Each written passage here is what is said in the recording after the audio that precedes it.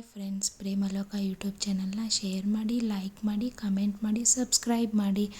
ವಿಡಿಯೋನ ಸ್ವಲ್ಪನೂ ಸ್ಕಿಪ್ ಮಾಡಿದೆ ಪೂರ್ತಿಯಾಗಿ ನೋಡಿ. ನಾನು ಇವತ್ತು ನಿಮ್ಮ ಮುಂದೆ ಬಂದಿರೋದೇನಪ್ಪ ಅಂತ ಅಂದರೆ, ಇವತ್ತು ನಾನು ಮೊಸರವಲಕ್ಕಿ ಮಾಡ್ತಾಯಿದ್ದೀನಿ. ಇವಾಗ ಬೇಸಿಗೆ ಟೈಮಲ್ಲಲ್ವ, ತಿನ್ನೋಕ್ಕೆ ತುಂಬ ಟೇಸ್ಟಿಯಾಗಿರುತ್ತೆ. ಎಲ್ಲರೂ ಒಂದು ಸತಿ ಟ್ರೈ ಮಾಡಿ.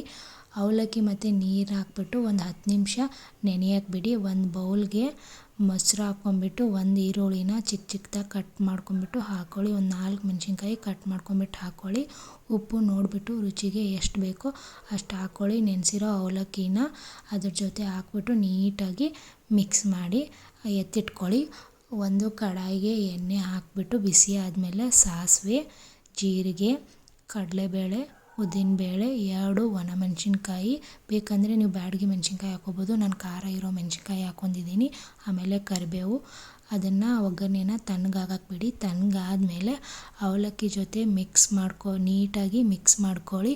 ಒಂದು ಸತಿ ಟ್ರೈ ಮಾಡಿ ನೋಡಿ, ತುಂಬ ಚೆನ್ನಾಗಿರುತ್ತೆ. ಎಲ್ರಿಗೂ ಇಷ್ಟ ಆಗುತ್ತೆ.